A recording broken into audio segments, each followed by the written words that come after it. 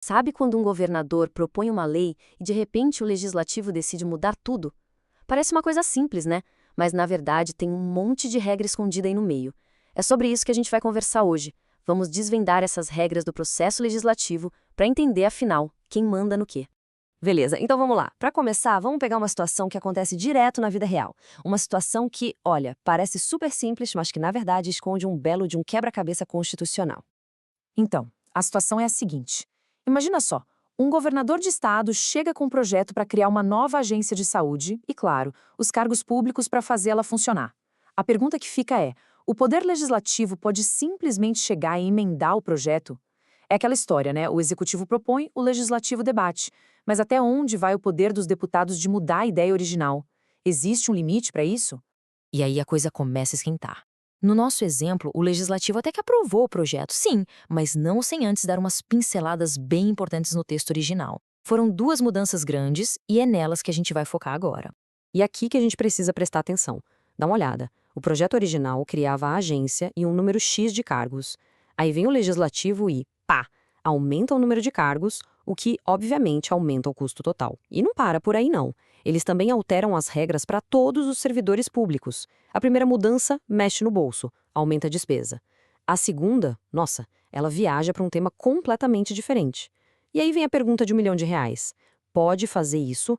Para responder essa pergunta, a gente precisa consultar o nosso manual de instruções, que é a Constituição.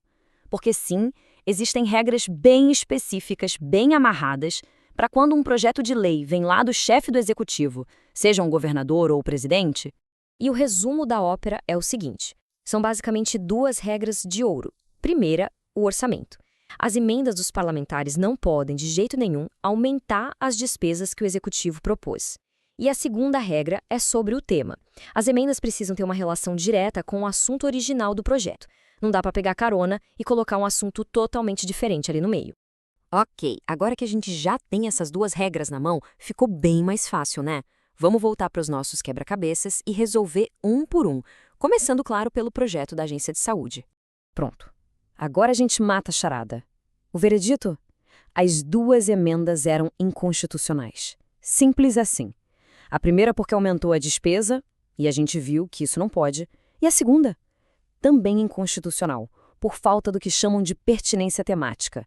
Ou seja, ela fugiu completamente do assunto original, que era criar uma agência de saúde, e tentou legislar sobre todos os servidores. Não podia.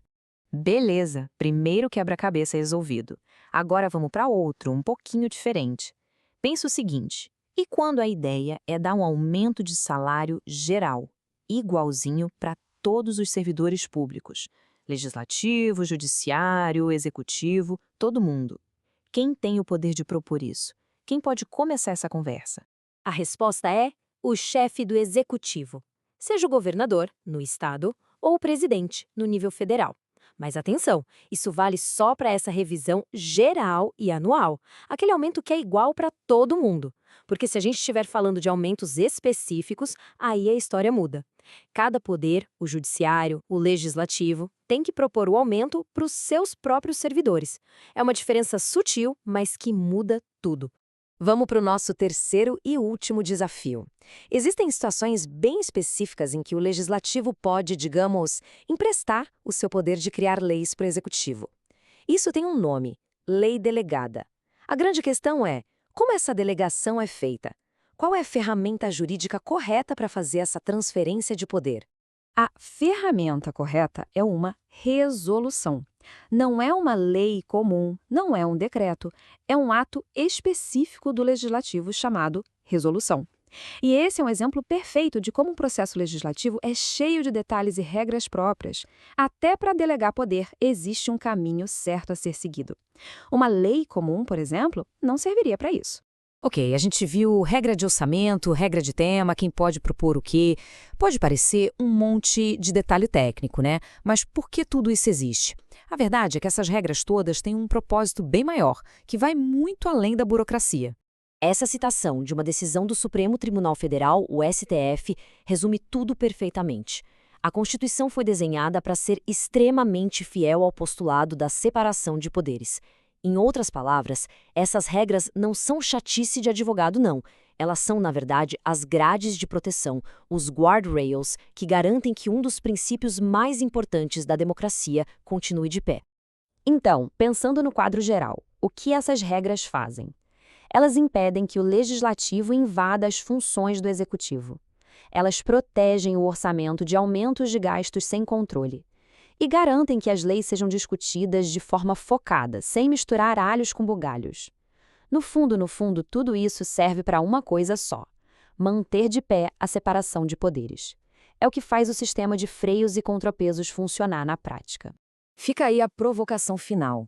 Agora, conhecendo essas regras do jogo, será que a gente passa a olhar para o noticiário político de um jeito diferente? Da próxima vez que surgir uma discussão sobre um projeto de lei, sobre uma emenda, vale a pena prestar atenção nesses detalhes? Eles dizem muito sobre o verdadeiro jogo de poder. Espero que esta análise tenha sido útil. Até a próxima!